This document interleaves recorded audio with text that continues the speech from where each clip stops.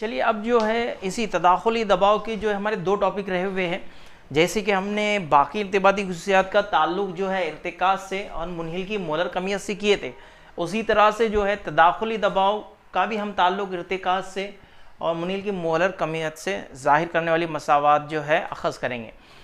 यहाँ पे हमारा पहले हम देखेंगे कि तदाखुली दबाव और महलूल के इर्तिकाज में ताल्लुक, इसके ऊपर सवाल जो है वैसे ही आएगा जिस तरह से बाकी इर्तिबाती खुसूसियात के लिए पूछता है कि तदाखुली दबाव और महलूल के इर्तिकाज में ताल्लुक ज़ाहिर करने वाली मसावात अखज़ कीजिए। ठीक है, तो इसके अंदर हमको डायरेक्ट रिलेशन जो है दिया हुआ है टेक्स्ट बुक के अंदर, हम वहीं से स्टार्ट करते हैं कि जो तदाखुली दबाव जो होता है जिसे हम पाई के ज़रिए से ज़ाहिर करते हैं, तदाखुली दबाव को पाई के ज़रिए से ज़ाहिर करते हैं। तदाखुली दबाव मसावी होता है N2 RT/V के। ठीक है, जहाँ पर यहाँ जो है V जो है महलूल का हजम है, N2 जो है गैर तैरान पजीर मुनहिल की मोल तादाद, R जो है गैसी मुस्तकिल है, गैस का मुस्तकिल है, और T दर्जे तपिश केल्विन में। ठीक है, और पाई जो है ये तदाखुली दबाव है। ठीक है, जिसे हम एटमॉस्फेयर में लेते हैं, फ़िज़ाई दबाव में ज़ाहिर करते हैं उसकी इकाई। ठीक है, अब यहाँ पर जो है इस मसावात के ज़रिए से हम इर्तिकाज का ताल्लुक जो है तदाखुली दबाव में ज़ाहिर करने वाले हैं। ठीक है, हमें जो है हमने ऑलरेडी इससे पहले जो है मोलालिटी पढ़ा था और मोलारिटी का भी मैंने जो है आपको ज़ाब्ता दिखाया था। ठीक है, इसके पहले के लेक्चर्स के अंदर अगर आप लेक्चर नंबर 7 देखते हैं तो उसके अंदर आपको मोलारिटी और मोलालिटी का जो है तारीफ़ और ज़ाब्ता दोनों मैंने एक्सप्लेन किया हुआ है। ठीक है, वहीं से हम जो है यहाँ पर लेते हैं कि मोलारिटी जो होता है, हम मोलारिटी की बात कर रहे हैं। अभी तक हमने मोलालिटी लिया था, लेकिन तदाखुली दबाव में हम मोलारिटी लेंगे। मोलारिटी ये क्या है? महलूल का इर्तिकाज, ये की एक इकाई है। तो मोलारिटी में महलूल का इर्तिकाज, और मोलारिटी जो होती है इसे कैपिटल M से ज़ाहिर किया जाता है। हमने मोलालिटी को स्मॉल m से ज़ाहिर किया था, अब हम मोलारिटी देख रहे हैं, R है वहाँ L था, मोलारिटी जो है कैपिटल M से ज़ाहिर कर रहे हैं। और मोलारिटी जो होता है ये मसावी होता है मुनहिल की मोल तादाद, मुनहिल की मोल तादाद और महलूल के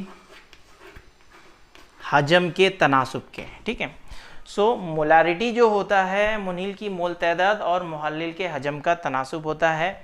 हमको पता है कि मुनहिल की मोल तादाद को हम जो है N2 से ज़ाहिर करते हैं और महलूल का हजम हमने पहले ही फ़र्ज़ किया हुआ है V।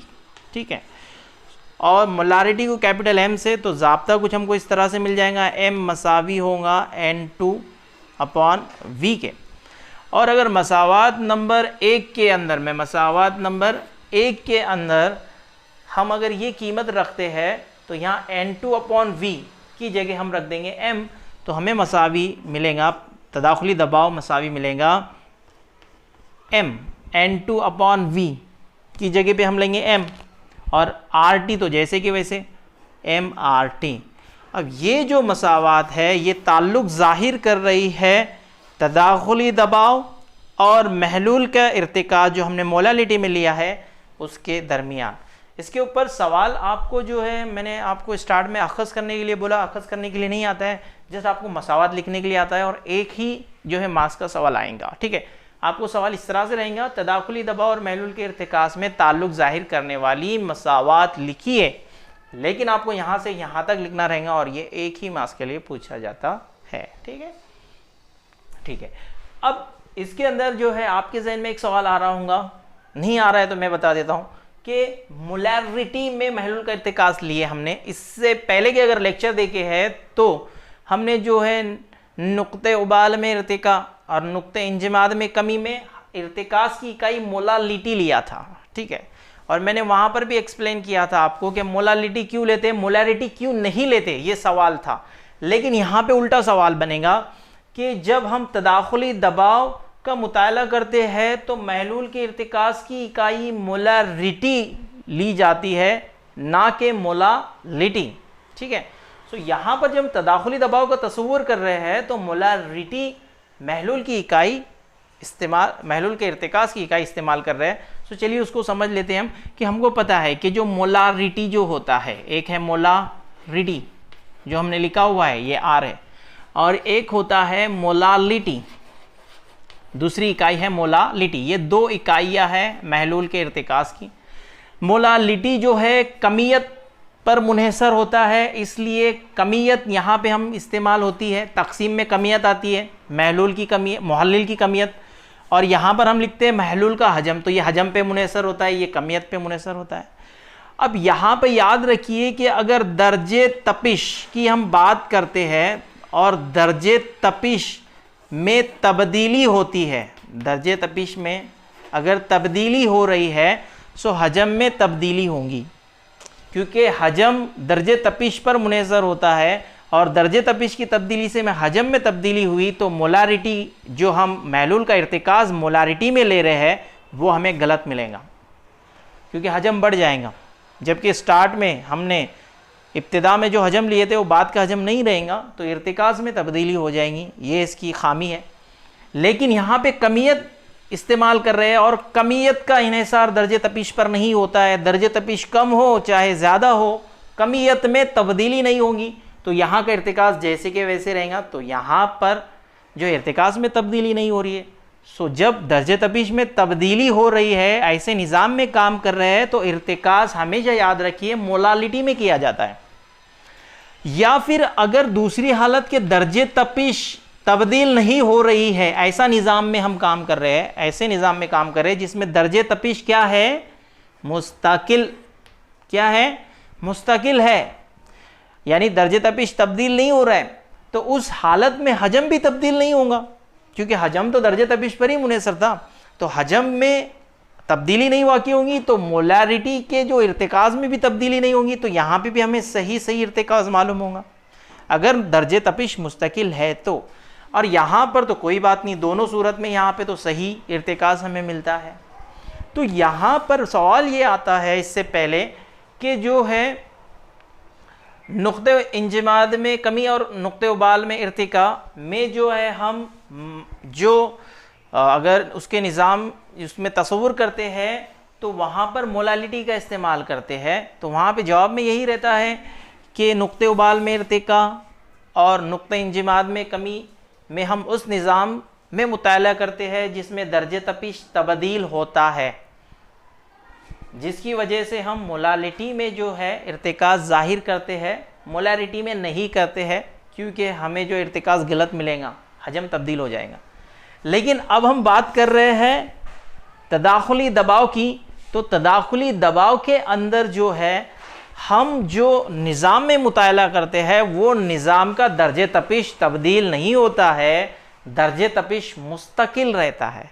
और दर्जे तपिश मुस्तकिल रहता है तो हमें इर्तिकाज़ मोलारिटी में भी सही मिलता है और मोलालिटी में भी सही मिलता है। लेकिन आसान इकाई जो होती है, हजम नापना आसान होता है, इसलिए हम मोलारिटी का इस्तेमाल करते हैं, मोलालिटी का इस्तेमाल नहीं किया जाता है। ठीक है, सो जवाब यही रहेगा कि तदाखुली दबाव में निज़ाम का दर्जे तपिश मुस्तकिल रहता है, इसलिए महलूल के इर्तिकाज़ को मोलारिटी में पैमाइश किया जाता है, मोलालिटी में पैमाइश किया नहीं जाता। ठीक है, अब देखिए इसके ऊपर जो है और हमको जो है अगला क्वेश्चन हम देखेंगे जो आपको बोर्ड के ऊपर ऑलरेडी दिया हुआ है, वो ये दिया हुआ है कि मुनहिल की मोलर कमियत और तदाखुली दबाव में ताल्लुक़ ज़ाहिर कीजिए। ठीक है, ये भी जो है आपको अकस करने के लिए भी अगर कह सकता है या फिर मसावत लिखने के लिए भी दे सकता है,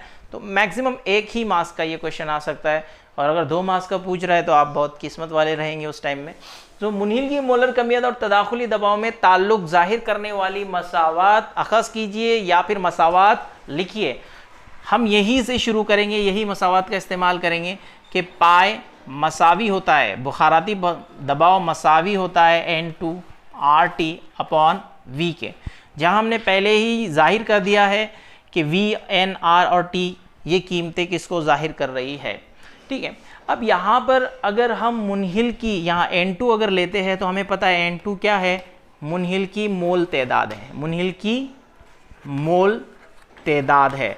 और मुनहिल की मोल तादाद का ज़ाब्ता हमें पता है क्या होता है, मुनहिल की मोल तादाद जो होती है मुनहिल की कमियत और उसकी मोलर कमियत का तनासुब होता है। ठीक है, तो हम कह सकते हैं कि मुनहिल की मोल तादाद N2 मसावी होगा मुनहिल की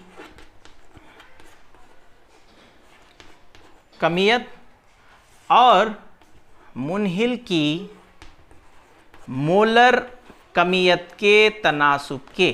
ठीक है, जहां पर हम फर्ज करते हैं कि फर्ज कीजिए मुनहिल की कमियत जो है W2 है और मुनहिल की मोलर कमियत जो है M2 है, कैपिटल M2 है, तो हमें ज़ाब्ता मिल जाएगा N2 मसावी होगा W2 अपॉन M2 के। ठीक है, हम इसको मसावत नंबर 1 दे रहे हैं। अब याद रखिए मैंने ऐसा क्यों किया, हर बार याद रखना है कि हमारा टारगेट क्या होता है। तो जो डेरिवेशंस जो होते हैं वो आसान होते हैं, मुश्किल नहीं होते। अक्सर बच्चे जो है इन चीज़ों से डरते हैं, लेकिन ये इससे आसान जो है ये थ्योरी से आसान होता है। ठीक है, तो यहाँ पे हमने क्या कहा था, मुनहिल की मोलर कमियत, और मुनहिल की मोलर कमियत को हम M2 से जाहिर कर रहे हैं। तो हमको क्या चाहिए था, इस ज़ाब्ते के अंदर तदाखुली दबाव पाए है, तो इस ज़ाब्ते के अंदर हमको बिठाना था M2, और M2 बिठाने के लिए हमको पता है कि मुनहिल की मोल तादाद की कीमत रख देंगे। तो मुनहिल की मोल तादाद होती है मुनहिल की कमियत और मुनहिल की मोलर कमियत के, तो वहाँ से हमको M2 आ जाएगा। ठीक है, सो यहाँ पर अब हम ये जो कीमत है N2 की कीमत जो है मसावत नंबर 1 में रखते हैं, तो हमको ज़ाब्ता कुछ इस सूरत में मिलेगा, पाए मसावी होगा N2 की जगह मैं लिखूँगा W2 अपॉन M2। ठीक है, और बाकी जो है जैसे कि वैसे RT अपॉन V। ठीक है, अब ये मसावात जो है जाहिर कर रही है तदाखुली दबाव और मुनहिल की मोलर कमियत में ताल्लुक। ठीक है, तो ये मसावत लिखना है। आप इसको रीअरेंज करके भी लिख सकते हैं कि M2 यहाँ पे और पाई इधर लाएंगे तो हमको मिलेंगी मसावत इस सूरत में, M2 मसावी W2 RT upon pi V। ठीक है, और ये जो मसावत होती है इसके ऊपर आपको न्यूमेरिकल भी सॉल्व करना है, जहाँ से जो है हम मुनहिल की मोलर कमियत मालूम कर सकते हैं। ठीक है, जिस तरह से हमने इससे पहले के लेक्चर्स के अंदर जो है मुनहिल की मोलर कमियत के लिए ज़ाब्ता अख़ज़ किया था, बुखाराती दबाव में बुखारी दबाव में इर्तिका और नुक्ते इंजमाद में तखफीफ में, उसी तरह से तदाखुल में भी मुनहिल की मोलर कमियत का ज़ाब्ता अख़ज़ किया हुआ है। ये जो टॉपिक है इसके ऊपर एक सवाल आता है कि चारों इर्तिबाती खुसूसियात में से वो कौन सी खुसूसियत है जो ज़्यादा पैमाने पर मुनहिल की मोलर कमियत मालूम करने के लिए इस्तेमाल की जाती है। ठीक है, इससे पहले कि इसमें भी हमने देखा है कि मुनहिल की मोलर कमियत हम नुक्ते इंजमाद में कमी से भी मालूम कर सकते हैं और नुक्ते उबाल में इर्तिका के ज़रिए से भी मालूम कर सकते हैं। तो इन जो है और जो बुखाराती दबाव के ज़रिए से भी मालूम किया जा सकता है। तो इन चारों इर्तिबाती खुसूसियात में से वो कौन सी इर्तिबाती खुसूसियात है जो ज़्यादा पैमाने पे मुनहिल की मोलर कमियत मालूम करने के लिए इस्तेमाल की जाती है। ठीक है, सो यहाँ पर ये देखा जाता है कि जो हम अगर मुनहिल की मोलर कमियत का मुताला कर रहे हैं और अगर एक मखसूस इर्तिकास की हम जो है महलूल लिया है, सो यहाँ पर अगर हम चारों इर्तिबाती खुसूसियात का मुताला कर रहे हैं तो उन चारों में से तदाखुली दबाव जो होता है बहुत ज़्यादा होता है, यानी बहुत ही कम मकदार के महलूल का हम तदाखुली दबाव मालूम कर सकते हैं और ये बआसानी मालूम होता है बाकी जो है दूसरे तीन इर्तिबाती खुसूसियात की बनिस्बत। इसलिए जो है तदाखुली दबाव की पैमाइश के ज़रिए मुनहिल की मोलर कमियत ज़्यादा पैमाने पर जो है मालूम की जाती है। ठीक है, और इसके साथ साथ एक सवाल इस तरह से भी आ सकता है आपको कि जो महंगी अशिया जो होती है, महंगे मुरक्कबात जो होते हैं, उनकी मुनहिल की मोलर कमियत मालूम करने के लिए तदाखुली दबाव का इस्तेमाल किया जाता है। ठीक है, सो वहाँ पर भी यही बात है कि बहुत ही कम मकदार की अशिया का बाआसानी तदाखुली दबाव मालूम किया जा सकता है, इसलिए महंगी अशिया का मुनहिल की मोलर कमियत मालूम करने के लिए तदाखुली दबाव की पैमाइश की जाती है। ठीक है, ठीक, चलिए अब हम देखते हैं इसी टॉपिक का जो है एक लास्ट सब टॉपिक, जिसे कहते हैं माकूस तदाखुल, रिवर्स ऑस्मोसिस। ठीक है, हमने इससे पहले जो है ऑस्मोसिस पढ़ा, तदाखुल देखा है। ठीक है, जिसमें हमने देखा था जो है मुहल्लिल के सालमात जो होते हैं, मुहल्लिल के सालमात जो होते हैं वो मुहल्लिल से महलूल की जानिब उनका जो है कुल खुदकार बहाव होता है। लेकिन अगर बहाव, खुदकार बहाव, जो कुल बहाव जो है वो अगर मुहल्लिल से महलूल की बजाय महलूल से मुहल्लिल की जानिब होगा, सो उसे हम कहेंगे माकूस तदाखुल, उल्टा तदाखुल, रिवर्स हो गया ना। होना क्या चाहिए था, तदाखुल में क्या होता है कि मुहल्लिल से महलूल की तरफ जाता है, लेकिन हम क्या बात कर रहे हैं अभी, इसके उल्टा, महलूल से मुहल्लिल की जानिब अगर बहा हो रहा है तो उसे हम कहेंगे माकूस तदाखुल। ठीक है, उसकी तारीफ और पूरा मैकेनिज्म समझते हैं। फ़र्ज़ कीजिए कि ये एक टैंक है और इस टैंक को जो है यहाँ पे नीम नफूस पजी झिल्ली के ज़रिए से हमने जो है 2 हिस्सों में तकसीम किया है। और फ़र्ज़ कीजिए कि ये हिस्से में जो हमने खालिस पानी इस्तेमाल किया है, खालिस पानी है जो बतौर मुहल्लिल इस्तेमाल हो रहा है। ठीक है, और फ़र्ज़ कीजिए कि इधर हमने जो है खारा पानी भरा हुआ है। क्या भरा हुआ है, खारा पानी, और खारा पानी है इसका मतलब पानी और नमक है, इसके लिए हम उसको कहेंगे महलूल। ठीक है, सो अक्सर हम देखते हैं कि जब तदाखुल ऑस्मोसिस होता है तो क्या होगा, इस जानिब से इस जानिब, मुहल्लिल से महलूल की जानिब जो है मुहल्लिल के सालमात यानी पानी बहेगा।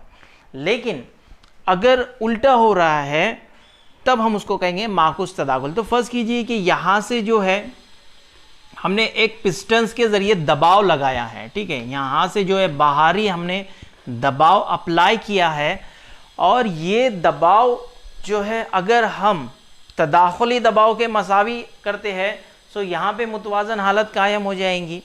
लेकिन अगर ये नाफिज किया गया दबाव तदाखुली दबाव से ज़्यादा रहेगा तो हमारा जो ऑस्मोसिस मुहल्लिल से महलूल की जानिब हो रहा था वो उल्टा हो जाएगा, यानी हम दबाव ज़्यादा अप्लाई करेंगे, सो ज़ायद मिकदार में जो है मुहल्लिल की जानिब जाएंगे, महलूल से मुहल्लिल की जानिब जाएंगे। सो ये ज़ायद मिकदार जो है दबाव की लगाने की वजह से जो महलूल की जानिब से मुहल्लिल की जानिब जो मुहल्लिल के सालमात का बहाव होता है उसे हम कहते हैं माकूस तदाखुल। ठीक है, अल्हम्दुलिल्लाह जो है यहाँ पर हमारा ऑस्मोटिक प्रेशर ये टॉपिक ख़त्म हुआ है। इसके बाद जो है हम इन आखिरी की जो 3 इर्तिबाती खुसूसियात है, नुक्ते उबाल में इर्तिका, नुक्ते इंजामात में कमी और तदाखुली दबाव, इसके ऊपर जो है न्यूमेरिकल का एक वीडियो बनाएंगे। अल्लाह हाफिज़।